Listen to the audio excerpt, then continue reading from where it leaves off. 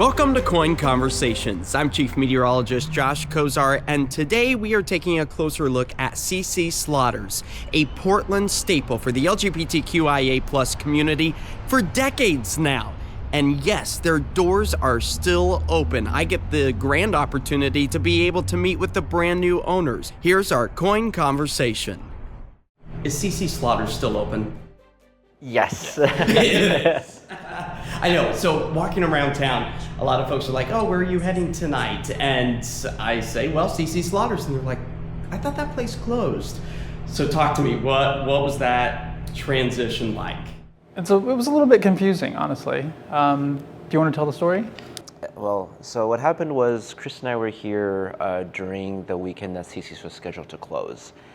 And we were just reliving all the old memories that we've had here. I turned 21 very close to this place, and my first gay bar that I actually came to was CC's.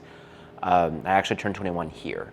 My birthday is June 11th, and June 12th I was here dancing on the dance floor, probably getting a little bit too drunk. But yeah, so I've had a lot of really good memories here. And I've had a lot of times where I've met really good friends, and I've met really good just work colleagues or just friends, and just had a really good time here. And no matter who I've brought here, I've always had a good time. And so when they announced that they were closing, we kind of like reliving those memories. And then we were kind of just like lamenting about how sad it was for CC's to close. And then, we left the next day. I realized that my card was left here. And I was like, shoot, I have to get my card because I'm supposed to be on a plane in New York the next day. So I came here, picked up my card, was talking to the bartender, was like, it sucks that you guys are closing.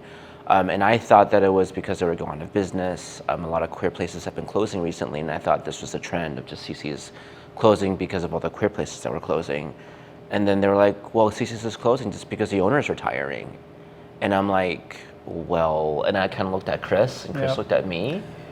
We looked at each other and we knew, I feel like instinctively, it's like we cannot allow another queer space in Portland to close. And so the bartender put us in touch with Bruce, and the rest is history. We essentially had a conversation with him, and we just kind of let him know that we felt like if he wanted to retire, that's great. But essentially we felt like it was necessary to continue the legacy and just provide an open space for queer people in Portland to feel welcome.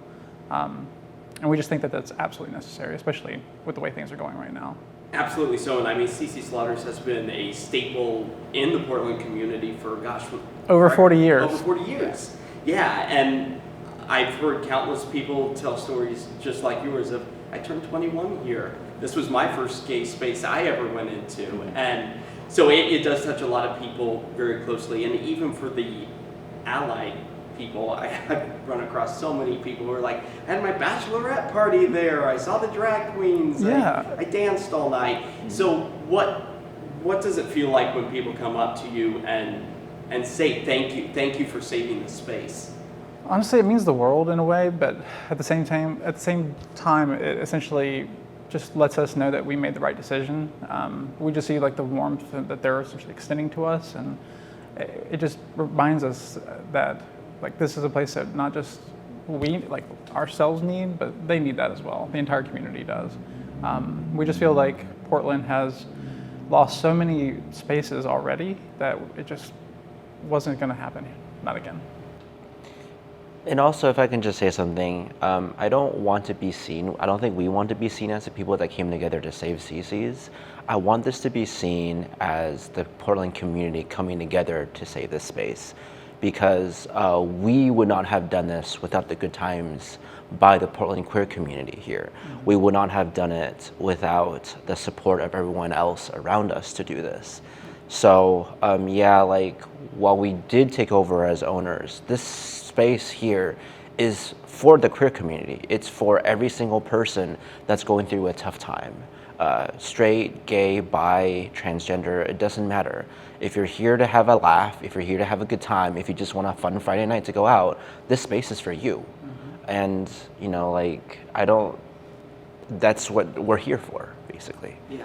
And you guys are just the kind of the avenue to keep the doors open. Exactly. But it takes the entire community to still come in here, keep the cash flowing, so everyone can, years down the road, still be able to participate in the fun times that we've all been able to share. Exactly, yeah. And I guess with change also comes some growing pains. What has it been personally for you guys to step into the night bar life scene? Has it been something that's completely out of your element? Did you have experience before? Tell me about that. I can't say that we had experience owning a bar or a nightclub, but we've had experience just working with people and just like that community engagement, from social work to volunteer work to essentially tech work. We just have a very diverse background, and we just felt like our community also has a diverse background, and that together we can make this place really something unique. It's already essentially something by itself, like CC's the name, essentially it's something by itself, but together essentially, I feel like we can just make it even better, honestly. Yeah, for me, I'm in tech. I work at Intel, I work in a factory.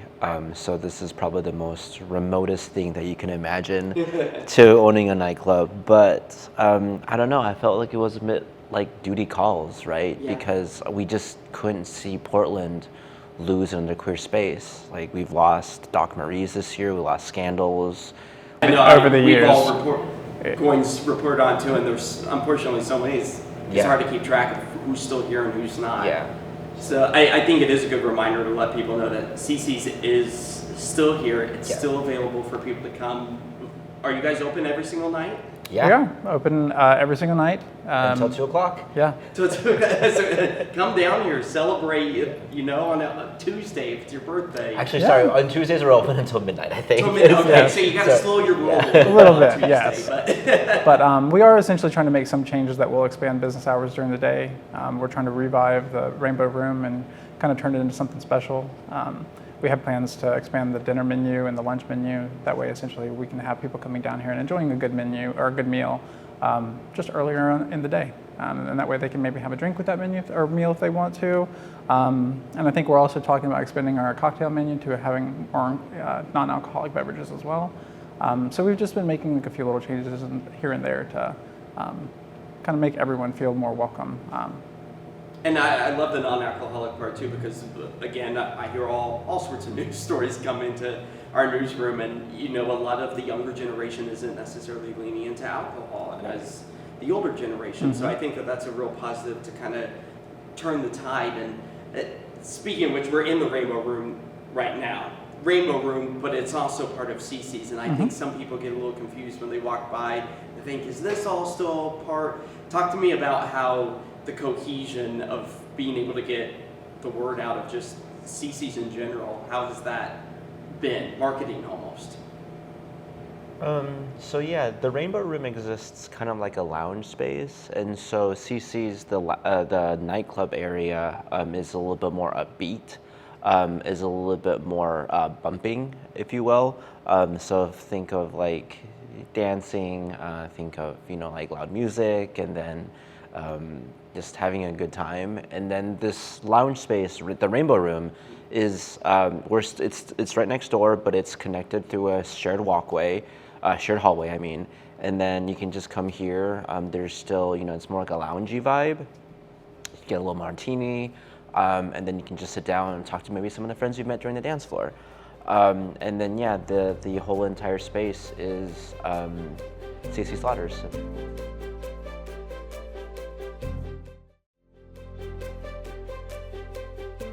What would the ideal outcome of CC's be maybe a year from now? Talk to me about what you guys envision next. I think the easiest way to explain this is a year from now, I want the people who come through our door to feel safe. I want them to feel included, just welcomed, essentially. The way that our community should embrace everybody. We're such a diverse community, and I think that diversity makes us so strong. And so a year from now, I hope that the people who walk through our door feel just 10 times stronger the moment they walk out, knowing that there's a huge community within this store and outside in Portland that's there to support them in their time of need if they need it. And it almost turns more of a community into a chosen family. That's right. Exactly. So many people, I've seen the connections, I've made the connections of people I see ritualistically here. Right, and exactly. It does, it becomes something really special to the community. And like, I just wanted to say that, you know, like in the times right now when there's rampant transphobia, when minority rights are being taken away, we have People are scared. People are just scared, and the ideal scene is for CC's just to be here for people that just want a reprieve from that, you know, just want to come meet a stranger, share a laugh, share a beverage, share a dance, and come leaving feeling okay for a second, that the world isn't going to maybe fall apart. Just, you know, have that hope for tomorrow. Because it really is about the resiliency.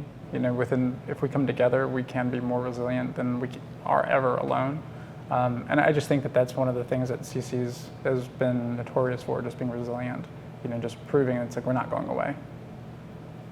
We appreciate that greatly, that as a community we're here to stay. And I know, kind of looking towards the future of Portland Pride, this has kind of always been the hub for it. KOIN 6 News, we're one of the media sponsors, and what are you guys excited about running your first gosh. Pride? Oh, wow. Is that terrifying in a way? Oh my gosh. I wouldn't say terrifying. I would just say more so exciting. We were just looking forward to it. I mean, really, from the music to the food, the drinks, to just the excitement, honestly. Just bringing that vibe down here to Old Town. Really want to see the place just thriving. This isn't about just trying to get a community to survive. We really do want to see the Portland queer community thrive. And we can, but it's going to take us all doing that together. And there's no better time to essentially come together than Pride, and just embracing our diversities and then putting it all to good use. And just, I feel like, supporting each other. Exactly. Yeah. Have you guys heard from other members and business owners around that have come and talked to you about Old Town in general? Because it's gotten a bad rap over the years. We instantly thought, well, if CC's is going away on this corner, what is Old Town going to become? Because this does draw so many people. So what have the conversations been like, if there have been any? Well, the conversations have been about trying to just promote more businesses to come down here. We really think that there's a lot of spaces that are, and I think people should just come down and see it for themselves. Yeah. That would be helpful, rather than leaning on someone else's word. Because I will promise you, it's not as nearly as bad as you think, or their advertising. But at the same time, we really want to work together with the city to clean up what we can. We've talked about doing things like community street cleaning things within our bar on like a monthly basis, where we can go around and just clean within our own area. We've also talked about trying to partner with the city and the Clean and Safe to just be more communicate, like have more communication between us and them when there are incidences. Because I do feel like essentially there just needs to be like that response to certain things. But there also just needs to be that understanding that people are out here going through a lot of hard times, and everyone deserves that grace too. Yeah, absolutely. So, and I feel like the foot traffic alone just helps change the narrative, the perspective, and the life of Old Town Portland. And looking kind of at you guys being Portland natives, are you both originally from here? I'm from here. I grew up here. My parents moved here when I was 6, and I went to elementary school here, middle school here, and high school here. I was debating bringing my high school yearbook just to show everyone that I'm a native Oregonian.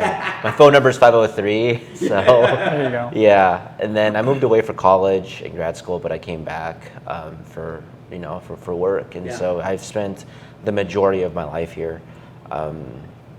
It's been fun. It's been an adventure, but something about the rainy winters, then the really hot summers, it just brings me back. Yeah. So. And then I actually grew up in Virginia.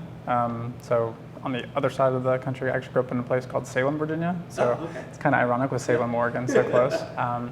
And then I joined the military and when was stationed in California, and happened to cross paths with him when he decided to leave Oregon for that little bit, and we've been together ever since.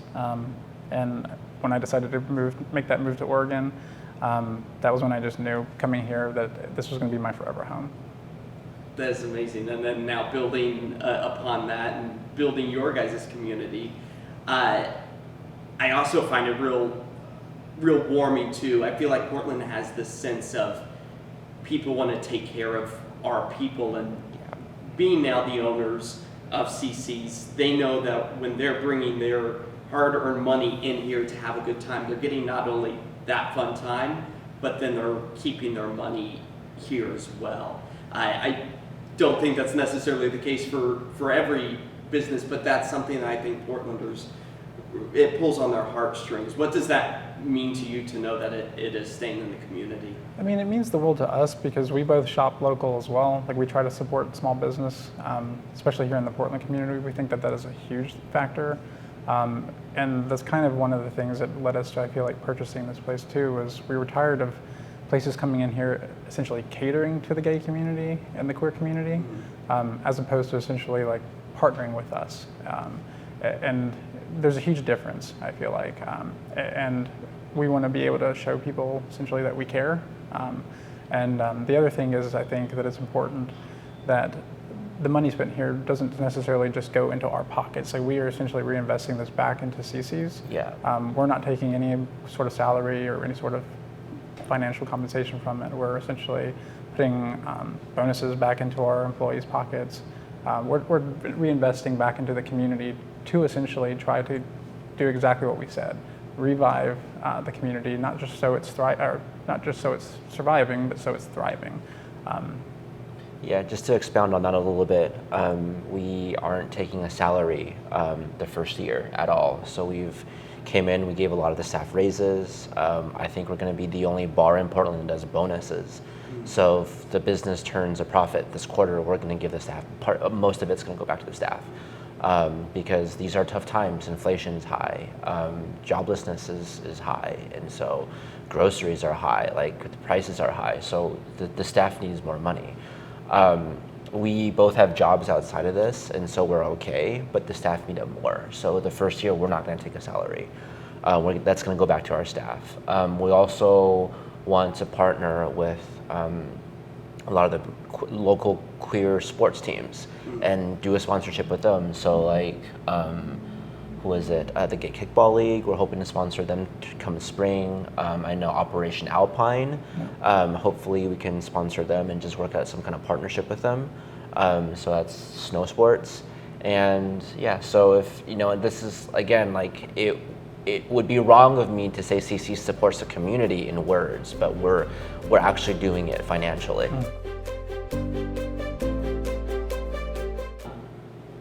With all of this change, I know you all have high hopes for hopefully this not just being a passion project, but talk to me about, hopefully, is this something that's long-term for people? I think that's the big question I get asked as well. Oh yeah, absolutely. So hopefully, work is stressful, and this isn't stressful, which actually really makes me enjoy coming here after work. And so hopefully, long-term plans, I can retire, and we can retire early and then run this. I think one of the other things too is, like, this is definitely a long-term plan for us, because we don't see the Portland queer community going anywhere anytime soon, and we just think that it's an absolute staple for that community. But with that, we're always going to have various passions, various side projects, various other things that we're doing, but that's never going to take our focus away from CC's. Nor essentially will it ever take away our passion for CC's. I just think that, if anything, like, this place is a place that we're trying to essentially become a more permanent place for the Portland queer community to have, creating like a legacy status with the city, so that essentially there's just no way that the city could see CC's leaving, or that you could see Portland without CC's. I know personally with the two of us that we can never imagine Portland without CC Slaughters. It's like a staple, just like the stag sign. You know, I just when I think of it, I just think of all the good times, and I think of just all the good times that have been yet to have. And so when I think about that, there's just no end in sight, I guess. But you know, I think we can rest comfortably knowing that even with our day jobs, we have a good staff here who's able to essentially take care of things. They are great with communication, and the diversity within our staff is fantastic. And I think it's a good representation, again, of just how fabulous our community is as a whole. And I gotta say, you both are extremely hard workers. I think it was like day one you were announced and were around after you had gotten the ownership, and you were running around with trays. And that's why I asked. I was like, "Do you guys have experience? Because you look like you know what you're doing, and you're putting in the hard work." So. I mean, I appreciate that. Thank you, appreciate that. Yeah, it shows because, you know, like I would never expect my staff to do anything that I wouldn't do myself, whether or not it's, you know, like cleaning drink trays or having to deal with someone who threw up in the bathroom. Yeah. Like we've done all of it, and it's part of the experience. And even cleaning up vomit sucks, but I'm doing it with a smile on my face, knowing that I'm helping contribute back to the community. I'm helping keep this space open. And clean. And clean. And someone will have a little bit of a memory of that. Absolutely. Yeah. Maybe not the leader out, but the way you two have stepped up, and I know you were saying it's the community, but the community does appreciate that these doors are still open. They're still coming in. What would be something you would like to say to folks to have them come back and visit? I would say come down for a drink and talk to your local bartender, because you'll build a friendship, you'll build a lasting relationship with them, and you'll never know who essentially you'll meet down here. You never know where that relationship will take you. And truly, I feel like coming down here, with as many of the diverse programming that we have lined up in the future, I think that essentially there will be a day where you'll come down here, you'll see that this day was meant for you, and it'll click. You know, you'll feel that sense of belonging, and then you'll never leave. You'll be just like us. Coming back every week. Just come and have a drink with us. If you see me, come say hi. I'd love to always chat with you. And yeah, just thanks for coming. If that's not enough, folks, come to CC Slaughters. It's fun. I have a great time. So thank you, John, Cool. Chris. Awesome. Really Thank you so appreciate much. both of you. And I'll be seeing you at CC's, and I'm sure everyone else will be as well. Thank you so much. Thank you so much, Josh. I appreciate you. And that's our KOIN Conversation. I hope you had just as much fun listening to the owners of CC Slaughters in Old Town Portland as I did, and hope you are able to come down and celebrate any events you might have upcoming, or just to be part of the LGBTQIA+ community and their allies for years to come.